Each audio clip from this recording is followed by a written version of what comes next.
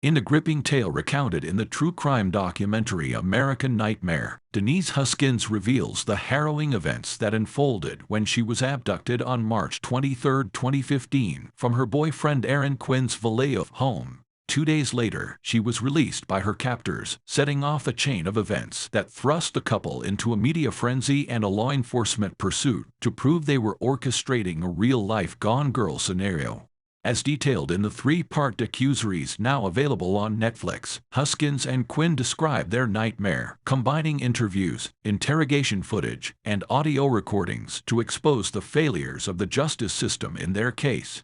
The story begins with Huskins' abduction, where she and Quinn were bound, blindfolded, and Huskins was taken from the home, while Quinn was left with instructions for a ransom. In the first 2 episodes, Quinn recounts his ordeal as a prime suspect, with law enforcement initially disbelieving his explanation. Vallejo detective Matthew Mustard accuses Quinn of killing Huskins in a domestic violence dispute, leading to 18 hours of police interrogation. Meanwhile, Huskins is held captive, enduring sexual assault by her captor, who claims the intended target was Quinn's ex-fiancé. After Huskins' release without ransom, Vallejo police, convinced it was a hoax, accused the couple of wasting resources and spreading fear in the community. A case takes a turn when the kidnappers email statements to the San Francisco Chronicle supporting Huskins and Quinn's innocence, along with corroborating photos. Months later, a break in the case occurs when an attempted kidnapping in Dublin resembles Huskins and Quinn's story. Police trace the incident to Matthew Muller, a former Marine and Harvard Law School graduate. Muller, responsible for similar crimes, is charged in federal court with kidnapping for ransom and eventually pleads guilty, receiving a 40-year sentence. Huskins and Quinn, vindicated but traumatized, file a defamation lawsuit against the city of Vallejo, settling for $2.5 million. They continue to advocate against the police department's misconduct, asserting that they were falsely accused. In 2021, Vallejo Police Chief Shawnee Williams apologizes for their mistreatment.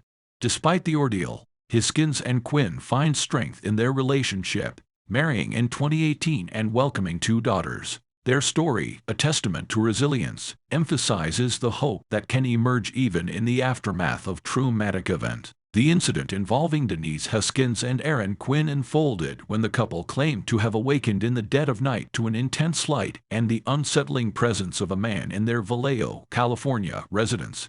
Their narrative took a dark turn as they asserted being bound, blindfolded, and eventually sedated before Huskins was forcibly taken in the trunk of a car, leaving Quinn instructed to await a ransom demand.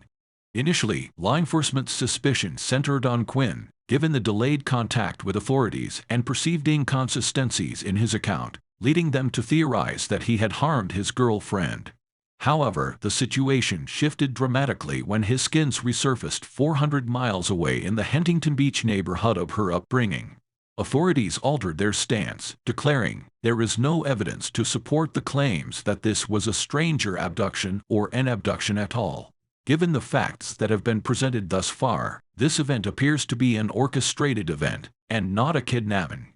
The aftermath of this perplexing ordeal saw Huskins compelled to secure legal representation to defend herself against widespread skepticism, with many in the public believing she had fabricated her abduction. The narrative took an unexpected twist when the purported abductors, seemingly burdened by guilt over Huskins' mistreatment, began communicating with the San Francisco Chronicle via email, vehemently supporting the couple's innocence. Several months later, the revelation of a former Marine and disbarred Harvard-trained attorney arrested for a similar crime added a new layer to the saga.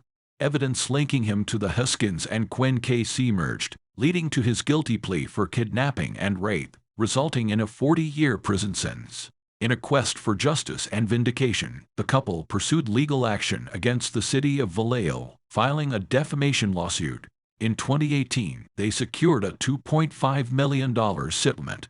The latest docuseries chronicling this convoluted tale is crafted by filmmakers Felicity Morris and Bernadette Higgins, known for their previous Netflix true crime hit, The Tinder Swindler, which captivated audiences with the deceitful exploits of a man posing as the heir to a jewelry fortune on the dating app Tinder. The docuseries American Nightmare is undeniably intriguing and deserves a watch, but there's a certain aspect of its storytelling on screen that creates a slight disconnect at times.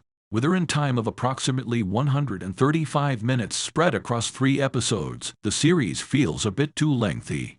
It could potentially benefit from a condensed 90-minute format, as this might enhance the flow of the narrative. Trimming down some of the emphasis on the murder or hoax angles could contribute to a more streamlined storytelling experience. While it's essential to include the murder and hoax elements as integral parts of the case, dedicating entire episodes to these subjects may be excessive. The story's true essence finally unfolds in episode 3, and a more concise approach could maintain audience engagement throughout.